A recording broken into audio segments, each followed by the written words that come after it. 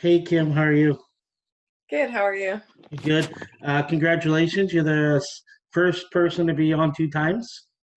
Thank you. Too Yeah, bad nobody heard the first one. yeah. So if people don't know, Kim was the first one on the podcast, but uh, somehow I only recorded 47 seconds of it. So I thought it'd be best not to put it up. And I wanted to give Kim a few week break before I told her about it, but I guess I blurted it out on a podcast. Yeah, I heard it through Craig's podcast at the end that it didn't record. And I was kind of wondering why it wasn't being put Yeah, up, but I thought, yeah, he's probably got his system. I'm not going to yeah, ask him why it hasn't been put up yet. And then I was listening to Craig's podcast, and at the end, you said that it didn't record. So sent you a message right away and was like, yeah. what the hell? And I was like, damn it. And it was the funny thing is a few parents like our some of our young goalies. Like I don't know if you watch a podcast. Her name is Taryn, and she's an incredible. She's going to be a very very good goalie, and I've talked to her and her parents a lot about you. So they're like, yeah, we heard you had a podcast with Kim, but you didn't record it. That's funny. So my apologies, but That's this right. will go out. This will go out tonight. It'll be everyone can. It's going to be the special edition. That's funny. Yeah. So I'm sorry. Uh, That's fine. but for me, it's good. I get to talk to you twice, so I'm happy about that. So again, we'll start off with if you can give us a little bit about yourself and how you got involved in handball. Yeah, I kind of learned a little bit what handball was. My older sister played through school, so I just watched her play a few times, and then played a few times with Alberta's winter games, I guess it was, but didn't really take it too seriously. And then I played club soccer in Sherwood Park, and Alexis Sickler. Yeah. She was the assistant coach with her dad, and after the season was over, she kind of just asked all the girls if there was anybody that would be interested in playing handball, because her and Amber Smart were starting up a handball team coaching. And so we were quite a few players that said we would try it out. And I wasn't a soccer goalie by any means, but I was tall and wasn't scared of the ball, so I got thrown in net, and the rest is history, I guess. Yeah, I remember. I always remember the first time I saw you make a save. We worked on positioning of the hands and shooting at the head. Yeah. And as soon as you made the first save, I was like, I remember in my head, I'm like, oh my God, this one, she's going to be a good handball player. It just Was from the that with very, or without the soccer goalie gloves with on? the gloves. I thought we had to get rid of those, but it was the Rochette small gym. Yeah. No, I Yeah, remember. yeah, so it was pretty cool. What year was that? Um, 2002, 2003? 2002, I think. 2002. Wow. So you Yeah. played handball for 18 years. Yeah. It's pretty crazy. So going forward, we kind of made uh, kind of a so-called provincial team at that point. But I mean, I think all the players were from Edmonton and Sherwood Park. Hmm. We played in Div 2 Women's League. I think one game we won 2-1.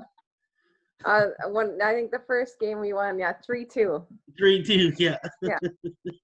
Yeah. Came a long way from there. But we were training. We ended up going that next summer. We trained all year. We went to Italy, correct? Yeah. And how was you? Do you remember a lot about your first trip? Yeah, I do. And it was with like, I don't know if this is allowed to say on the podcast, but we were the whole train, a lot of those Yeah, girls. yeah, So it was like original group of girls, and we weren't a very big group of girls, but we were a tight group of girls. yeah, Yeah, it was a lot of fun the first trip for sure. yeah. It was a good group, and but it was a group that, like, I mean, again, Kate Gerbel just did a podcast with her, and we were talking about long time ago, and she's like, yeah, we didn't have the same amount of opportunities, but we had small groups, but they were really tight groups. Mhm. And going there, I mean, me as a coach, I didn't know much at that time. I was a new coach as well. I was trying to learn as much as I can to help you out because, I mean, you were getting so good so quickly. Uh, do you remember your first national championships? Yeah. What year was that? I think that was 2002. Do you remember where? And I think it was juvenile in Edmonton. Yeah, yeah, And we got silver, yeah, second place, I think. yeah, Lost to Quebec in the finals. yeah. And then, Hmm. I mean, that summer we ended up going to Italy. And then I think that's when you and many of the girls ended up kind of committing to handball as much as Mhm. at that time you were able to. Uh, at that point, then we started going on a couple more trips. You started getting really good. Your first gold at nationals was 2004 in Quebec City. Yeah. You remember a lot about that one? Yeah, I remember it was a lot of fun. I Yeah, think that was kind of where I made my mark when it came to, I started getting noticed more by players, yeah. not only from Alberta. A lot of the Quebec players were wondering who I was and where I came from and stuff. So, Yeah. I and we remember. got gold, and then I believe I got MVP in that tournament as well. So that Yeah, was I pretty cool. remember that. I still think you're the only player since every nationals I've gone to that got a standing ovation from everyone for winning MVP. I remember that game. There's it's there's always a little bit of highlights that pop up somewhere on YouTube or something, but like the girls were so freaked out to play you, they could not score on you. We didn't have a great team. We were just able to just. I remember the game plan, guys. Just stand on the 6 meters and let them shoot from 9. Yeah, That was our game and plan. run, just Yeah, run. and run and run, and so it was amazing. Going forward, you had some national team stints early on before you ended up going to Europe. Um, but I think most people want to kind of know your experiences overseas. How did it all happen? You getting overseas and playing in Norway to start off? Um, the main reason why I ended up coming to Norway was we went to Dronningland Cup in Denmark. That would have been in 2006, I think. And in that tournament, I played against a team from Norway. And after they came up and asked me if I wanted to go play for them. But it was kind of funny because the assistant coach had seen me play in an earlier game and then told the head coach, you need to see this goalie we're playing against next game. She's really good. And I didn't know any of this, but I don't know what happened in that game, but I not literally, but I shit the bed the first half. I think it was just, I don't know what it was, but if the ball didn't hit me, it went in pretty much. And then had a little pep talk in halftime, and then came back in the second half and played a lot better. And then after that game, the coaches came over and asked me if I would be interested in moving to Norway and playing. They had a team in the second division that was looking for a goalie. And so I took their information, but it wasn't really something I was really thinking about because it just seemed so far out there. But after going home and talking with my family and stuff, they were like, oh, just go for 1 year. Like, it's Norway, it would be fun. Like, why not? So I thought, okay, I'll go for the year. So I think I had about a month to pack up. And in between that, I was also going I went to Brazil. Me and Dan coached the junior men in a tournament there. So in between that, I went to that. So I think from when I found out I was moving to Norway to when I moved, I think I was home for a week and a half. So it was crazy, but I ended up, yeah, that's kind of what started it all, was that tournament in Denmark. So, do you remember how you met the coach? Because I remember, and it's quite a funny story. How it all how he got to how you got to talk to him. So No. I can't remember Dylan Shacker. Yeah. Because we didn't stay in Drumlin. Every time we go, we stayed right by the school now. But when we went, we had to take that bus, that 30-minute bus. And Dylan Shacker comes up to me and goes, "There's a coach up front who wants to talk to your goalie, who wants your goalie to come play in Europe for his club." So I went, and he's like, "Yeah, I would like to talk to your goalie." So you went up and talked with them, and then you guys set up a meeting at the school with all the coaches. Mm-hmm. Do you remember that? Yeah, I didn't know that Dylan was the one that had found out about it or Yeah, whatever, but Dylan remember, was sitting beside him. yeah, I remember talking to one of the coaches on the bus and then have a meeting with the coaches and the president of the club Yeah. after that. Yeah. So now again, I remember just at that time I was your coach, and you. It took you a while to decide, but you decided to go. Do you kind of remember your first little bit there, that your nerves, like what you thought of how you compare it to their goalies there? Yeah. I've listened to like a few of the podcasts of the other players that have gone to Denmark and played and stuff. And Yeah. I think I was nervous, but at the same time I was like picked to go there with this club and had the contract. So I just kind of jumped into it with 2 feet and just decided to see how it would go. But I remember the first probably month into the season, I was pretty frustrating because my transfers weren't done. So I think I missed the first 3 or 4 games of the season. So I remember the first few months there was very frustrating. And I mean, I was 20, away from home for the first time, there to play handball, didn't speak the language, didn't know anybody. And I was there to play handball. And because my transfer wasn't complete, I couldn't play handball. So I remember it being pretty frustrating. But then once the transfer came through and everything, it was good, and I was ready to play. So. What would you give? I mean, I never even thought about this. You were recruited to go play there. Like, they saw you play, they wanted you. Yeah. Like the way we've had a lot of players go to Europe, and I find that we have more success when the players go to an academy more than they go to a club, for living wise. Because at an academy you're with people. At a club, you're the outsider that comes into a club, and you gotta make yourself respected. You gotta be outgoing. Do you have any suggestions of players that, like, what you did to feel comfortable in that situation? Yeah, and like even to this day, if I go and say to somebody that I'm a handball player, goalkeeper from Canada, they kind of like, Canada plays handball? Like, what's that? And like I said, I've listened to a few of the podcasts of the players that have gone over and played and what they've said and the difficulty of starting on the bench. And like I said, the difference there is that I was picked to go play for this club. So the one thing that I would suggest, that, I mean, it maybe sounds a little bit weird, is if you have the option of playing for an N2 or N3 club or whatever in France or whatever team it is, it sounds weird, but maybe go for the lower club and get your experience and your play time there, and then start getting picked up.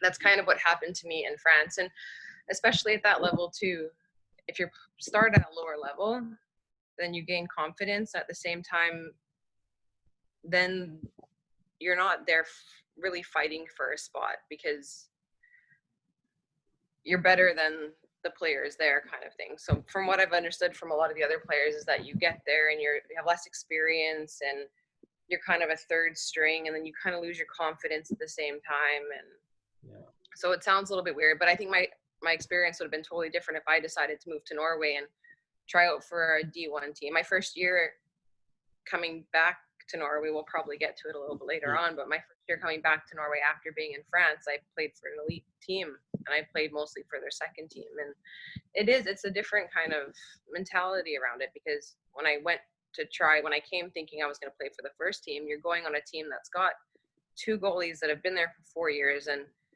it's their friends, the coaches know them. So it was a lot harder that year because I wasn't brought to the club as a first goalie option. So again, it sounds weird, and yeah, but I would just say choose the right level for your quality at that time and build on it. That's I've never even thought about that, but that is because that's exactly is our players. They come from Alberta, and obviously, Mm-hmm. if they can make it in Europe, I mean, we had two girls that went and played Bundesliga last year in Mm-hmm. Germany, the 18 and U. Great handball players, middle of the pack on that team, so they don't get a lot of playing time. What happens is they go, well, I'm a superstar in Canada. I'm Yeah. starter on the national team. I'm starter in Alberta. I play 60 minutes, and I come here and I get 45 seconds in the Bundesliga. Mm-hmm. And I never even thought about it. It's good. Um, yeah, I like that. So now going forward is in your first year, you played how many years in Molda before you left for France? I played 3 years. And you had some up and downs? Yeah. The first year I trained a lot with the men's team, or twice a week with the men's team, which wasn't exactly approved by my coach here.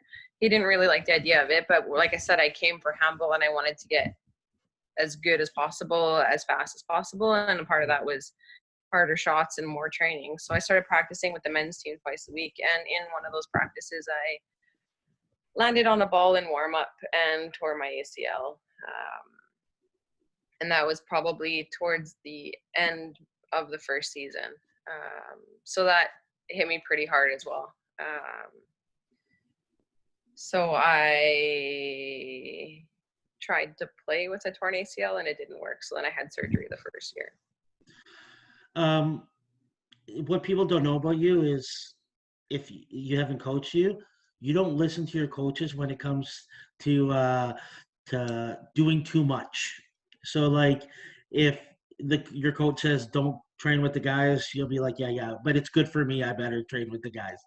Yeah, Um, and when I torn my ACL, the coach said, I have to tell your coach. And we had a game on the weekend. I said, don't tell my coach. It's fine. Like I walked off the court. I started feeling funny, but I walked off and I said, just give me some ice. Like, just don't tell my coach. He'll be so mad. And so I went home that day. And when I got home, my phone rang and it was my coach. And I was like, oh, the men's coach told him for sure. So had to go get the MRI and found out that it was a torn ACL.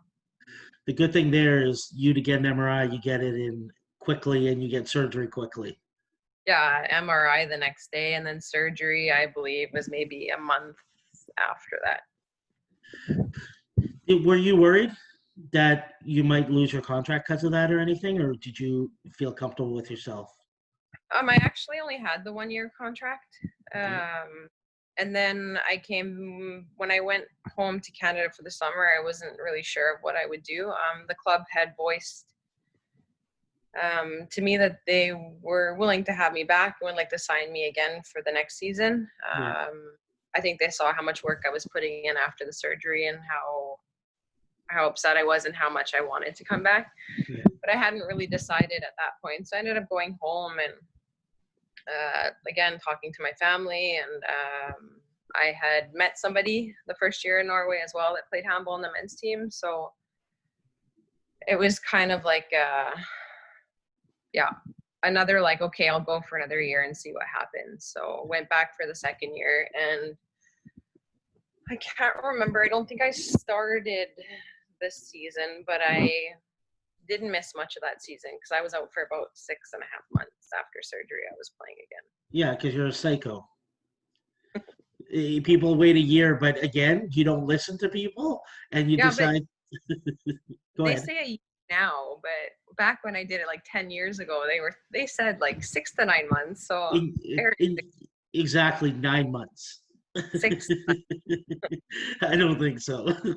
But again, that's who you are. There's no ever stopping you to be the best you can be. I mean, I say you're stubborn, but to me, it's like that's a coach's dream. The way you're stubborn, because you're not being stubborn in a disrespectful way. It's you want to be the best you can be. So now your second year. I mean, I knew the club quite well at that point, and it was a good club, and it was a club that had ambition. Like it wanted to move up. It would be willing to spend money on bringing in players. Um, what do you remember some of your second year and your third year and the goals and what was accomplished those years? Yeah, like you said, they had the ambitions. That's kind of why they had signed me, is because they wanted to move up to the first division. Again, they were Yes. second division at the time. And they were a good club. They were serious. We practiced lots. But they were missing that little bit of professionalism when it came to the coaches and the way the club ran itself. They were a club that had always been second, third division, and they just didn't quite have the experience or know exactly how to take it to the next level. So the 3 years I played there were all three in second division. And then after that, I had some visa problems and could no longer stay in Norway. So I started looking at other options of where I could go. And through Christian Lataloup, I got some contacts in France, and so I ended up going there for a few tryouts and ended up in France after that. So Christian's the one that got you to France? Well, I went for tryouts for Toulouse, and they were in D1 in France the year that I went and tried out. And my boyfriend from Norway came with me. He's a handball player as well, so he practiced with the men's team there. And after I was done there, they kind of said, yeah, we have a contract for you, but we're just gonna change it to English and we'll like fix it up and send it to you. So I went back to Canada thinking that I was gonna be playing for Toulouse that next season. And then while I was home, they ran into some money problems, and I'm not sure if they went bankrupt or whether they just had found out they couldn't afford to have me there and they had to make some cuts. So 2-3 weeks before I thought I was going back and playing with this team for France, I ended up not having a team to play with at all. So then I contacted Christian, and he was the one that was coaching this Toulouse team at the time. So I think he felt pretty bad that I was left without nothing, and I had been promised things that didn't end up happening. So he found me the club in Ajaccio in Corsica. So you were supposed to, like, you pretty much were supposed to play your first year in France D1? I can't remember if they were D1 or D2. I think they might have been D2, D2. moved up to D1 that season, Oh, wow. like the season before. Then you ended up going to Corsica. Corsica, is it called? Corsica. Corsica. It's in France. It's a little island in the Mediterranean Sea between France and Italy. Do you want to tell us about that experience? Because from what I know, it was a great experience. Handball-wise, it wasn't the best. They were N2 and practiced twice a week, 3 times a week. So I also trained once or twice a week with the men's team, and Tord ended up playing with them. And they were in D2, I believe, or N1 maybe. So they were a higher level in the women's team. So handball-wise, it wasn't the most serious team, but I got paid really decent. I just had handball. We lived in a bungalow on the beach, like a resort. We didn't have to cook food. We just went down and ate at the buffet for, I think we paid €2 per meal. Wow. And it was all you could eat buffet. We had access to a gym across the road. They gave us a car, phone, my flights to and from Canada. It was nice. Handball wise, it wasn't the best, but again, that's kind of what I went back to saying at the beginning. I got, like, it was below my level, I feel, at the time, but I got paid really well, and it was a big confidence boost. It was a really good atmosphere of the club as well. I mean, because it was a little island, handball and volleyball there were the two big things that this city lived for. So was full every game, and you were kind of like, you were put on a little pedestal there. So that was a really cool experience. Um, a lot of people have talked in the podcast about not wanting to go to a different country to play. Like if they started in France, about going to Denmark, or Denmark to Norway, or Denmark to Germany. Was it tough for you to go from Norway to France with another new language? Yeah. Luckily for me, I picked up the French pretty fast. But I mean, I would not go against it. I was kind of forced to try something else because I didn't have any more visa options to stay in Norway. But a new language, new experience, new country, new style of playing, like just another thing to add to the resume, right? And it helps as a player, and it gets you again out of your comfort zone and try new things. And yeah, the 3 years I had in France, I wouldn't trade for anything. It wasn't the best level to start out at, but you gain the experience, the confidence, and I played handball for a living on the beach. Like I lived on the beach in an island where people dream of going to visit on vacation, right? So Yeah. it was a really cool experience. Where'd you go from that club? From that club, I went to a club. They were called Le Croix, not that far from Toulon. And they were N2. Yeah, and I played there, and it was kind of just, I don't know, word of mouth, or you get clubs can see you playing, and you get contacted through email or through one person knowing a person knowing a person. So that's kind of how I got the contract there. And was the level much higher from there, from Corsica? Yeah, it was a level higher, and the club had more ambitions to move up or to be better in the league. So it was definitely a step up from Corsica. If I remember, and I mean, at that time I would just talk to you, once every month or two, just by message. You were also training with some goalie coach in a different club or something? Yeah, Toulon had a team in the top league in France, and once a week I would go practice with them. Okay. And it was the club that my husband played for. Their goalie was the goalie coach for Toulon. Okay. So he had asked me if I would come and train with them. So I trained with Toulon once a week. Okay. Now you said you spent 3 years in France. Mm-hmm. How come you didn't stay in France and went back to Norway? And how did you get back into Norway if you had visa issues? Well, after I played for Le Croix, I spent a year and I played in Cannes, and that again was a level up in N1. And that also was awesome. We lived in a resort, like whatever. So I really had no interest in coming back to Norway, to be perfectly honest. And the year before that, in 2011, I got married to the Norwegian boyfriend that I had met the first year I was there. So we were kind of talking. We both played for clubs, and we both enjoyed it in France. And you make enough money to get by. The club pays for most things, but you can't put away savings for retirement, to put it that way.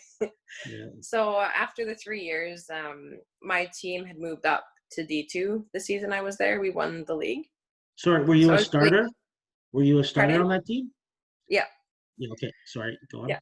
So I was really interested in staying, and I really liked the coach and the team and everything. And so I remember having the conversation with Tord, and it was like, I think we should go back to Norway because I want to start studying, because in Norway, your university is paid for. So everybody goes to university after high school, and we had put that on hold with him so that we could go to France and play. So he said, I want to go back and start studying. And I was like, oh, can we do one more year? Can't we do one more year? He's like, yeah, we could always do one more year, but one more year always ends up being one more year after that. And he said, we can play here as long as you want, but if you want to settle down and have kids, I want to be done school before we have kids. And school is 5 years. So I just, okay, I can play handball in Norway. Let's move back. So that's kind of what did it for me. I mean, it was a different lifestyle in France. Like I said, it was just handball, and I'm not complaining at all. Looking back, it was awesome, but it, you get kind of bored not having a job or not having anything else to do. You wake up, you train, you go to the beach, you go home, and you practice. And this sounds, I know it sounds really bad. And like the first years was awesome, but after a while it's like, and again, we saw a player that Tord had played with, and he was 37 playing in N1. He had just played, this is all he's done his whole life. He had a wife, 3 kids, and his body is saying it's time to stop playing handball. You cannot keep playing handball. And he was like, I think he even had a conversation with Tord, and he's like, I don't know what I'm going to do. He said, I'm going to have to try and find a coaching job, because I have never had a job. I've never studied anything after high school, because I've just done this handball gig.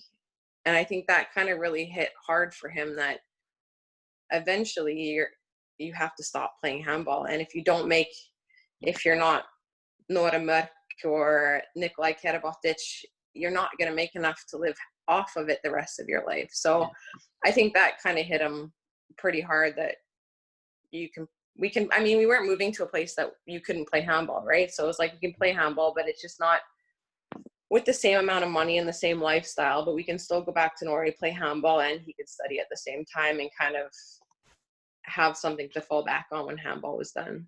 Yeah. That's interesting. So it was a smart choice, but I miss France. I do. Now, when you look at it and your experience in France and Norway, where do you think it's better for, like, our Alberta program, for players to go? Where do you think is a good place for players to go and start? For me, I would say France, and that's just because of the money aspect. In Norway, even when I was the first year I moved here, I had a contract with the club, and I got a car, and they paid for some plane tickets back and forth. But I worked as an au pair, so I lived with a family, and I helped out with their 4 kids, which I love doing. It, I mean, and again, then you live with a family, so you're not living on your own. You're not sitting by yourself in an apartment, not knowing anybody. So I mean, it was a really good experience. But if they're looking at focusing on the handball aspect and playing handball and training and just focusing on being the best you can be, then I would suggest, and it's not France specific, but it would have to be a country where you could go and get paid enough to live and play. And unless you're one of the top players in Norway, that doesn't happen here. I know Denmark's a little bit different. You can get better contracts there. Yeah. But yeah, just from my experience, you can't live off of it in Norway like I did in France. Before we move on to you going back to Norway, when you look back at your beginning, do you regret anything how about like when it comes to handball, not getting married, because your life ended up great, but like when you went there and you look back, was there regrets? Did you kind of wish you waited a couple of years to go, or do you think you went at a right time? Because that's a lot of what happens here is people wonder, should I go right after high school, or should I get my degree and then go? Yeah. Well, I graduated in 2004, and then I worked for 2 years. And then I was at Grant McEwen for early childhood development. I took a course there, and I was kind of looking at extending that when I got picked up to go play for Norway. So I don't have a bachelor's degree or a master's degree in anything. I didn't finish my studies. Yeah. So it's kind of a hard thing to answer. Because I think it's important to study, but at the same time, if you come here when you're 19, 20, it's too late. Yeah. These people have been playing for 16 years by the time they're 20, or 14 years by the time they're 20 and you're coming. So I do think that maybe that's late. But I mean, you have Abby Perry came here playing, and she's studying, taking courses from home here. Or she was when she came, kind of thing. So I mean, that's another option that you kind of do both. But that's a very, I think it's a very individual. Yeah, it depends on the person. It depends on how much you want to commit. But I do think coming here, I was 19, 20 when I came. But I also think that goalie is a very different position than being an out player. Yeah. I don't really need the smarts of knowing the game. I just need the smarts of knowing the people that are shooting on me. Yeah, that's good. Kind of thing. I think it's a whole different position. And what do you think if, like, someone that really loves handball and has ambition, do you think you should give it a chance to go to Europe? Absolutely. Yeah. I mean, what's the worst that happens? You go home after a year or half a year and find out it wasn't for you. But to sit and wonder, like, what if? Yeah. So, but I do think it needs to be done the correct way, and you need to find the team and the level again that works for you. Yeah. Yeah.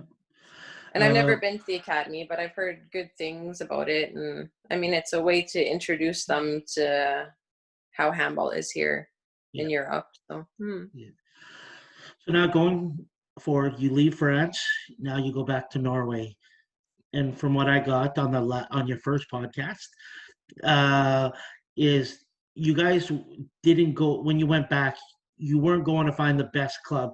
You were going number one for school, and then finding club from there.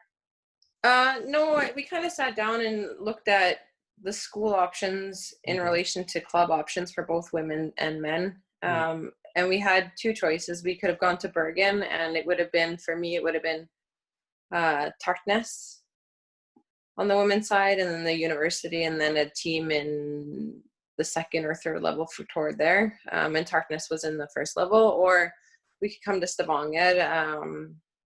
Tord is going to study oil, so Stavanger is like the oil city in Norway. So they had a really good school program, and then they had a team in the elite series, and then they had a team for women in elite series, and then they had a team for men in elite series, I believe, at that point. If not, they'd moved down to first division, and then a team in second division. So just handball wise, there was a lot of options here for us in addition to the school. So that's kind of why we chose to move to Stavanger. Okay. And how did you find a club? What level were you at when you got there? I kind of just emailed the coach from Sula. They were in elite series the year I came, and just said, like, I'm Canadian goalie. I've been playing in France, and again, Canadian goalie. Like they didn't really take me seriously. But I remember I sat down and I probably had a 2-hour conversation with him, and he said, I'm welcome to come. He told me that they have 2 goalies that have been with the club for a long period of time. So they weren't exactly looking for a goalie with a contract. Like, they weren't looking at giving me a contract, but I was more than welcome to come and try out.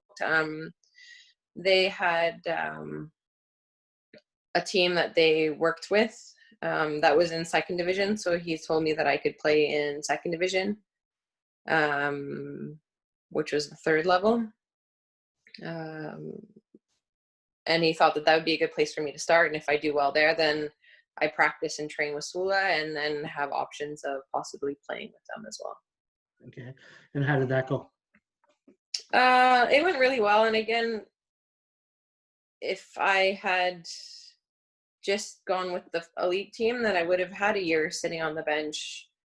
I mean, practices would have been good no matter what. But I mean, I would have been sitting on the bench the whole season and not playing. And again, it has to do with getting the level, but it's also, you're coming into a team that they've had 2 goalies, and those goalies have been there 4 and 5 years, and it's their team, it's their club, it's the players. They know each other, they know the coach. So I think it was good. I played for the team in second division, played every game, got to practice with the first team. We ended up winning the league that season and moving up. rewinding back to my first year in France, I tore my ACL on my other Again? knee. Yeah. Yeah. And just to backtrack a little bit, I had an MRI done on that the day after I torn it, and I knew it was torn. What had happened is my foot had stuck to the floor from stickum, and somebody tried to lob me. And when I turned around to try and get the lob, my foot stuck and my leg came. So I heard the snap, and I knew what it was. But when I had taken the MRI, they said it was too hard to read, but they thought that it was only a partial tear. So I was at physio twice a day, 2 hours each day for 3 months. I worked my butt off to get my muscles up, and because it was only a partial tear, I wouldn't need to operate. And then when I got the go ahead from the physio saying that I was strong enough, they wanted to just take an MRI again to just double check it. And when I took the second MRI, it had shown that I had a fully torn ACL. So at that point, they told me you need to operate. And I told them no. I told them if they would have told me that 3 months ago, I would have done it. But now I'm 3 months training every day. This could have been something I could have been doing after surgery. And I just wasn't having it. So I told them no. I told them to get me a brace and wrap up my knee. So then I ended up playing. That was the first year in France. I played the 3 years in France without an ACL. And then when I came to Norway, I started working full time. Again, I didn't have a contract, so I had to work. So I started working full time. And that made it so that I couldn't go work out 2 hours a day in the morning before practice and then practice like I did in France. So it ended up to be where I started having knee problems again. I would practice with the first team and then I practiced with the second team, or so I'd sometimes have 2 handball practices a day, or so it got to be too much to where I couldn't, my knee was giving out and it wasn't as stable as it used to be. So in December of my first year in Norway, the head coach told me, like, I can see that you're in pain and your knee isn't holding up as good as it used to. He said, if you want to play for me, you need to operate, because I don't want to have to worry about your knee and about it being unstable for the next 5 seasons. So I just took his advice and I operated. And I mean, it was a good choice, and it was nice to have a coach, because most coaches they want you to play, right? Yeah. So it was nice to have somebody looking out for my overall health and not just as a handball player, how to get me on the court playing as much as possible. So I operated my knee, and then that season the club moved down and both goalies left. So that hit me hard, because I was 3 months post-surgery with a club that didn't have any goalies, and that hit me really hard, because that was my spot. It opened up and I couldn't play because of my knee. So they ended up going out and getting a Danish goalie and a goalie from Montenegro to play for the next season in First Division. And what happened from there? After 9 months, I was back playing my first game. So now it's 9 months, right? Not 6 months Now anymore? it was the first time was 6 months. Yeah, no, but I'm saying, but now randomly now it takes 9 months, not 6 months? Yeah, because now they said 9 months to a year. Oh, okay. Last time was 6 months to 9 months, and now it's 9 months to a year. So you always take the first number. Yeah. So now, when you came back, were you on the Elite Series team? No, they were still in First Division. Oh, first, sorry. They hadn't finished the season, yeah. Yeah. And they were, when I came back, I had started practicing and stuff, and it had seemed to hold up, and I was doing pretty well at practice. So we had, at the end of the season, we had 2 qualification games. We came in 3rd place. We had a qualification game to try and move back up to the Elite Series. And I started and played in both those games. But I can't remember if we won one, lost one. It was best of 2. Yeah. Or whether we had lost both, I can't remember. But we ended up staying in First Division another season, which, I mean, hindsight was probably best for me coming back from ACL surgery and now being the first choice of the team, that I got that season in First Division to kind of find my ground and, find the level. And what people don't know is first division in Norway and elite is a whole different level. Yeah. Yeah, it's not just like, oh, it's the next level, a couple better players. No, it's a massive step. Yeah, it is. And I Yeah. mean, from second to first, and then from first to elite, like it's a Yeah. big step.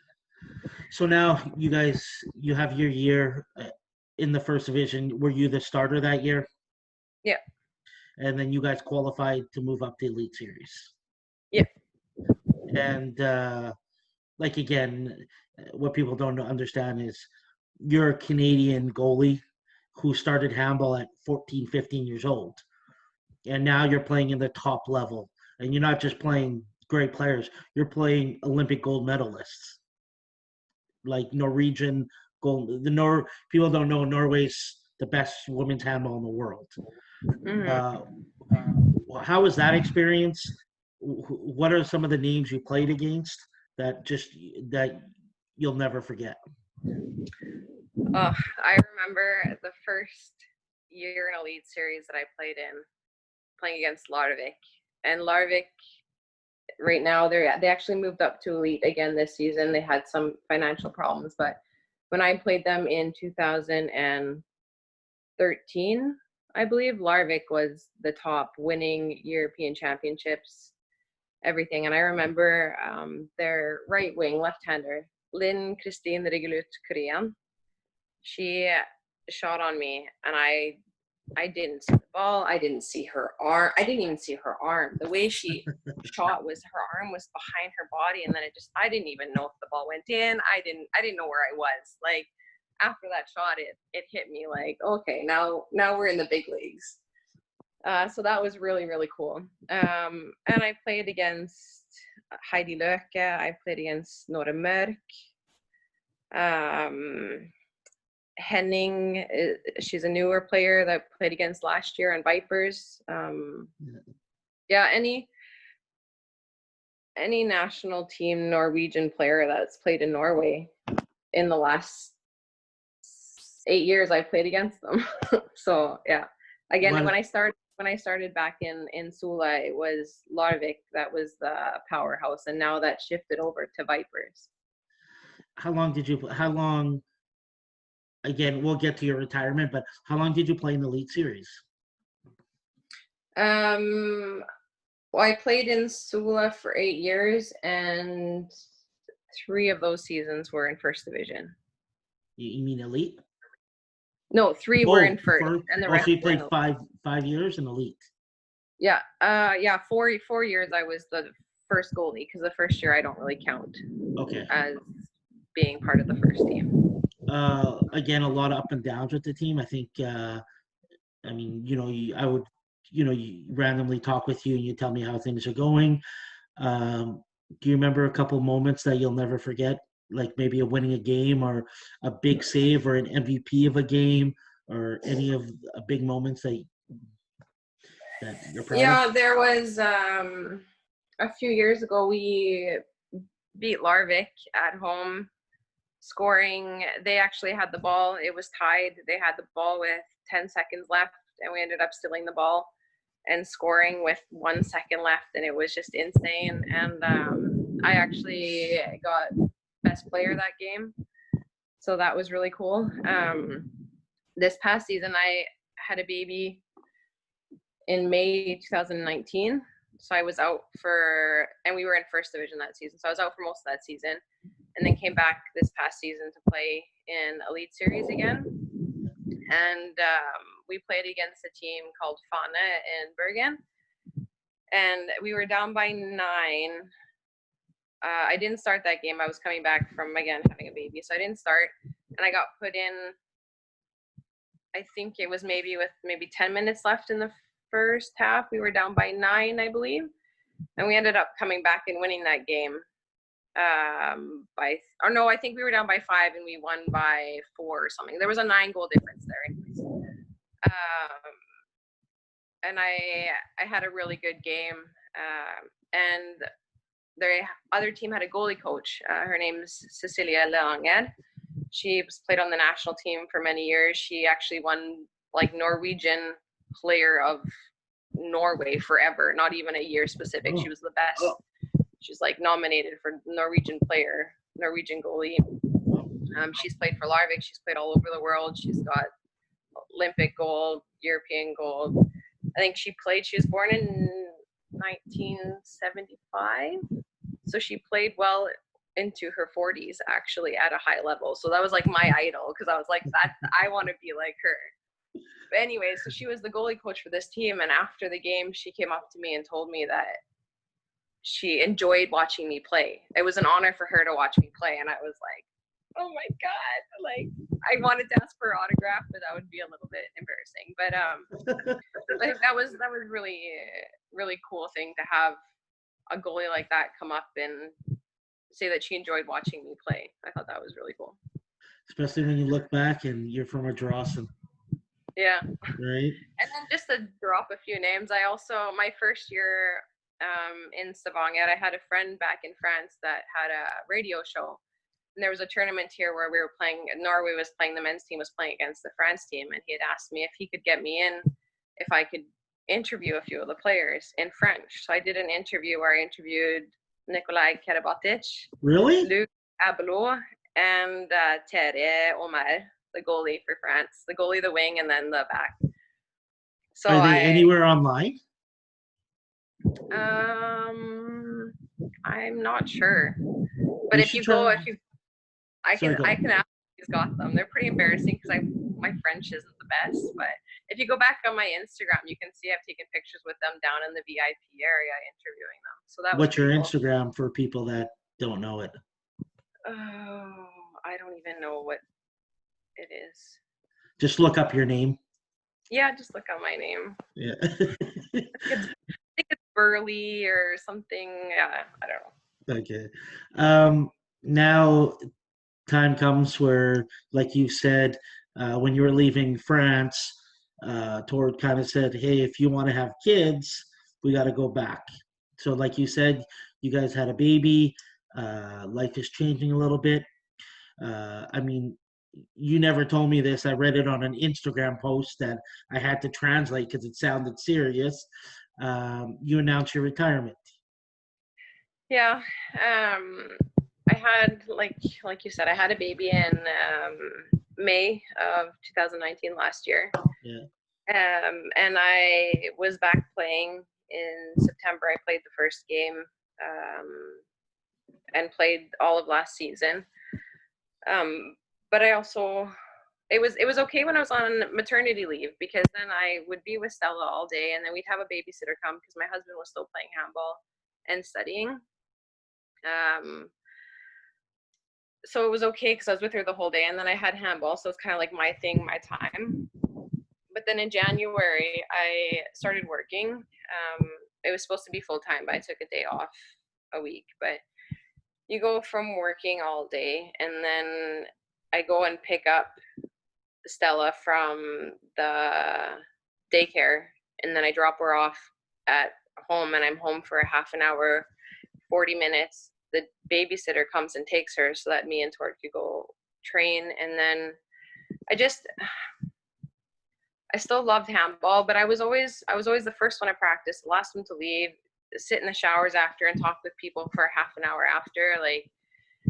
And towards the end there, it was, I was rushing to practice. I would get there 5 minutes before practice, just enough time to get my stuff on. And then if we had a meeting after, I'd be sitting there looking at the clock because I got the babysitter, and if I could shower at home, I'd shower at home. Like, it was just, I was kind of halfway in both worlds, and it wasn't fair to Stella. It wasn't fair to the handball team.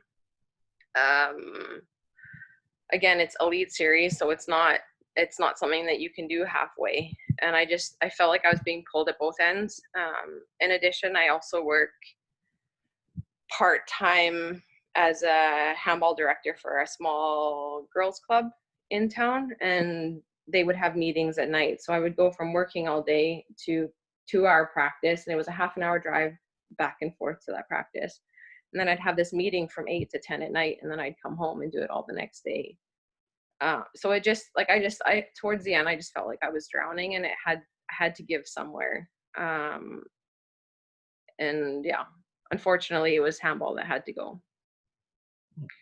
So it wasn't an easy decision, and yeah, it wasn't really something that I was ready to do. And at the same time, it was time. My time was more important elsewhere, and I don't regret it at all. My husband, his team was in first division last year. They moved up to Elite Series, and he works full time now and practices. And he's home for 20 minutes, kisses me on the way out of the door as I'm on the way in.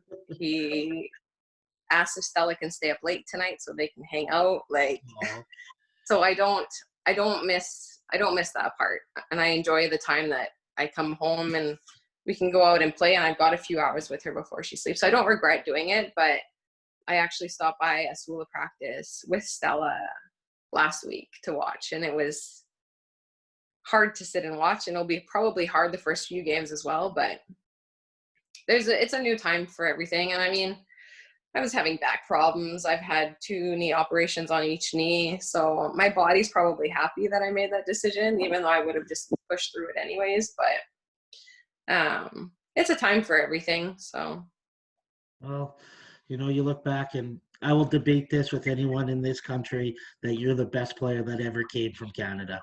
There's no question in my mind. People are always, you know, other provinces say they have the best players, but when you look at a career, how many goals you won with Alberta, how many MVPs, how many your saving percentage at a national championships, what you've accomplished in Europe. I mean, I think you look back and what you did was absolutely incredible, being a Canadian handball player and someone that started serious handball at maybe 16 years old. So it's pretty incredible what you accomplished. So, I mean, it's hard, but I think you look back and you sure got to be proud of yourself. Yeah, I don't regret it at all. I mean, it's got its ups and downs, and I mean, being away from my family too, that's tough, but I can't complain with the life that I have here. So a few questions. I don't want to keep too much. I know you're busy, but now when you look at yourself, what's your first language? English. Like, so you mean in Norway when you talk to Tord, is it English? Yeah, most of the time it's English, and I also speak English. Yeah, and I also speak English to Stella. Tord speaks Norwegian to her, but we want her to be bilingual from the start, because it's important for me that when we go home to Canada that she can understand my family and my family can understand her. So I speak English to Stella, and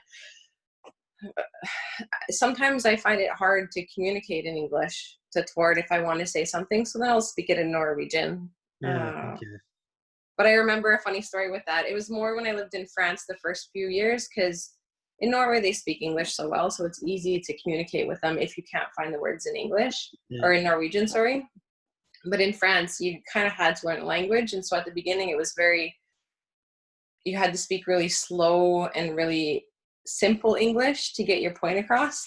And I remember I came home that summer and I was talking to my friend Melissa Smart, who I used to play handball with, and she got so frustrated with me. She said, "Stop speaking so stupid English to me. You can speak normal English. I'm an English person." But like, it's just when you speak that language so much, or when you have to simplify the way you speak, it gets hard sometimes. And in France too, it was hard, because I was going from, when we'd have visitors from Norway, I would be taking in Norwegian and speaking French to somebody, or somebody would speak French to me and I try and translate into Norwegian. So it was never my mother tongue, and it was in my head as English. And so there was a few times that I would have 3 languages in one sentence at that point. So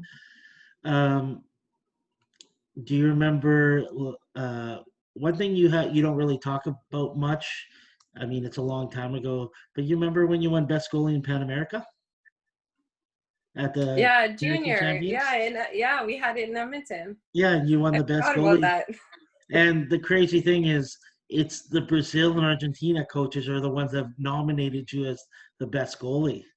Yeah. Okay. I didn't know if you remember that or not. Yeah, I do. I remember the tournament in Edmonton, Greaseball. Yeah, Greaseball, where we had to cut the Terraflex because the person organizing they thought the gym was 40 meters, but it was actually 38. Yeah.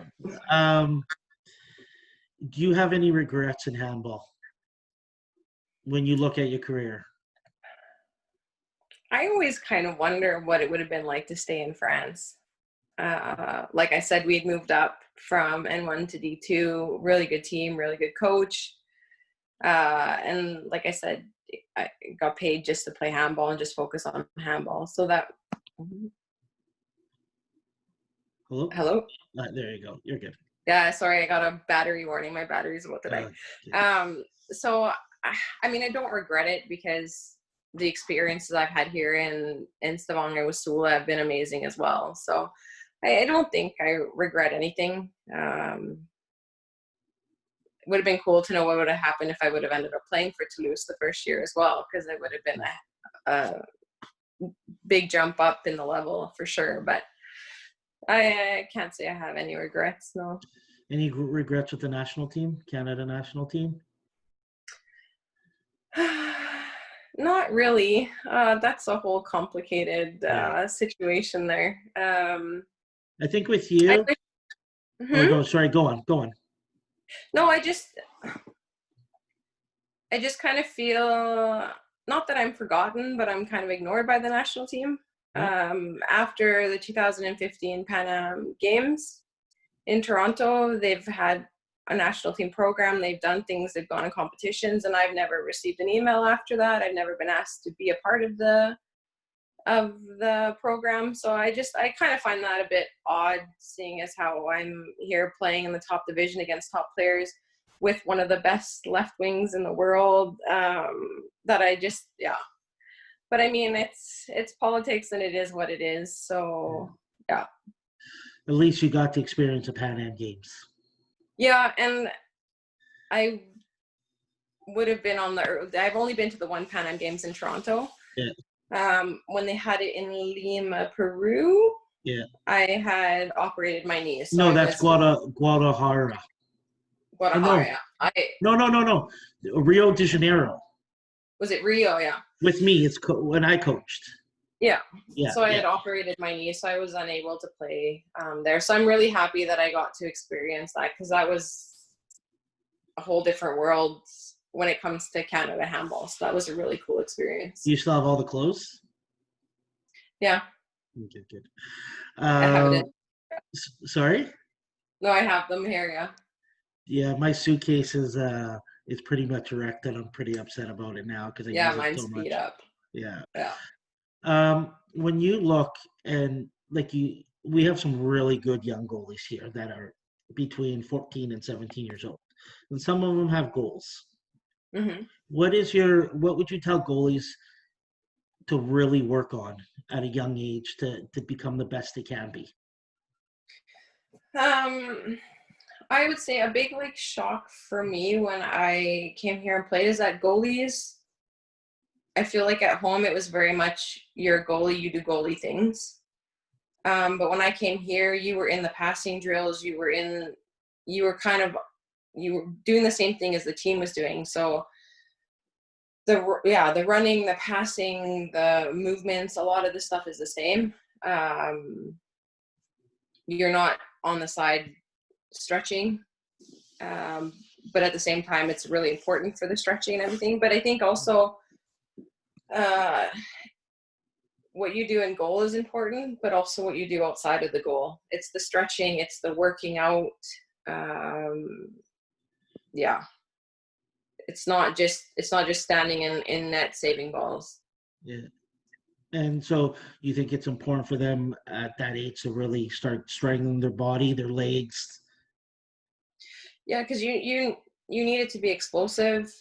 Working out your arms. I had the first few years I was here, I had braces on both my elbows because of the hyperextension, especially training with the men's team. Their balls are heavier and harder. And the only way to get rid of that is to work out. So I think working out's a big part, working on your explosiveness. And I mean, even it's experience. It's knowing the game, it's knowing the players, because you can't, I say to all the goalies, you can't react to the ball. You can't wait to see where the ball is going to go and react to it. You need to look at how the body is before the shot goes, where their arm is, where their body is. And half the time you kind of need to guess where you think the ball is going to go, because when you get to a high enough level, there's no way you can react to the shot after it's gone. So, I mean, pull up a video and watch a player shoot, take that player and watch them shoot 10 different shots and try and figure out where they shoot in relation to how their body was positioned. So kind of knowing that too, and having a background on that is an advantage as well. 3 more questions. So are you going to get into coaching more? Yeah, I've done quite a bit of coaching since coming to Stavanger. Me and Tord have coached a team 3 or 4 years. He was more head coach, and then I was helping out with goalies once or twice a week. And then I've done a few goalie clinics and stuff. So right now, like I said, I am the administrative coordinator of girls handball club that starts at 6 and they go up to 16, and then we have a women's league in 4th division. So now that I've stopped playing handball myself, I'm probably gonna be more involved in the coaching aspect of that. I haven't been up to now because we practice every day and I haven't had a chance to. So I'd like to help out there, and there's a few other clubs around that I've coached a few times. So what you're saying is that your club that you're director of is wanting some Canadian handball players from Alberta for the 4th division team? Absolutely. Yeah, and that means our young players, we can go do an exchange in Norway. If you're a director, that'd be cool. Yeah. I can't give them anything, but they're welcome to come. Yeah, you can give them a high five and a helping hand. Yeah.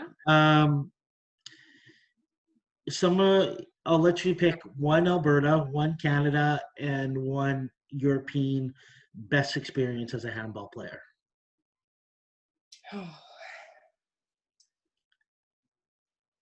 Alberta is hard. I mean,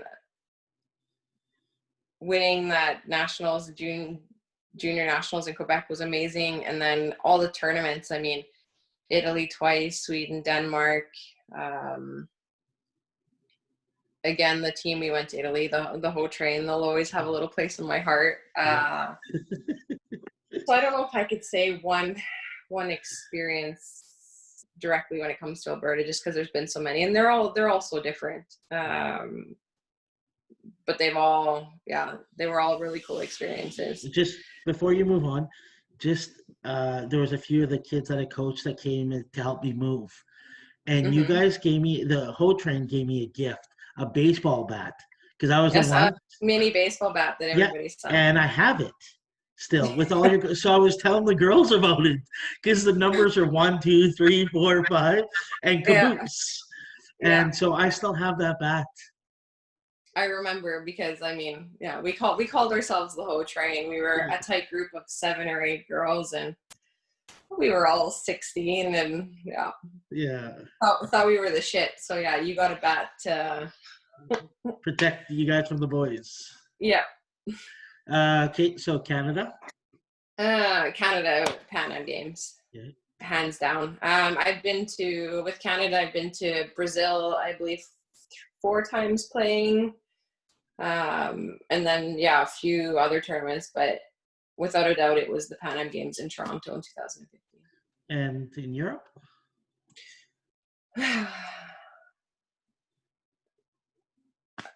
I would have to say the last few years, playing in Elite Series, just because I felt like I was very comfortable with the team.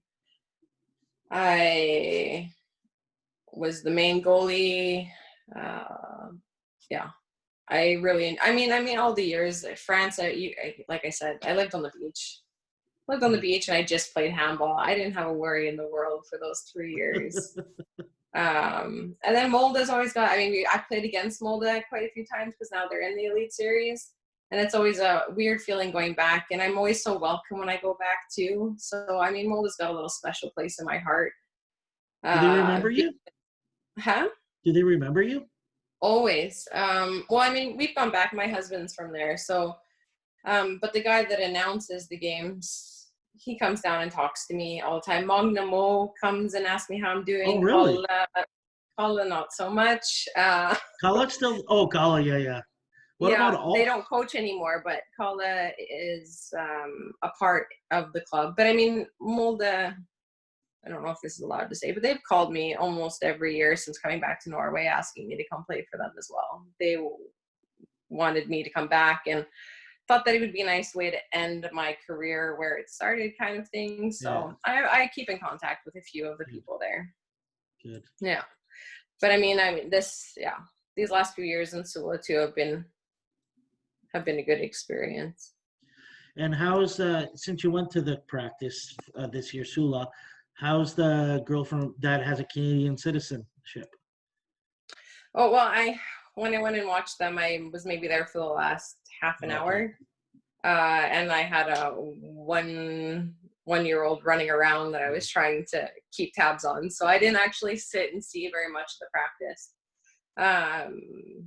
But I'm excited to follow along with them. And as of right now, because of COVID, I believe there's allowed up to 200 people watching the games. Well, that's pretty good. So yeah, but I'm not sure. I'm going to send a message to the organizer and ask how they're prioritizing the public who can come in and stuff. I don't know if it's sponsors that get the first go, or if it's season ticket holders, or what they're going to do there. But At least the it'll be games are on televised, most of them, aren't they?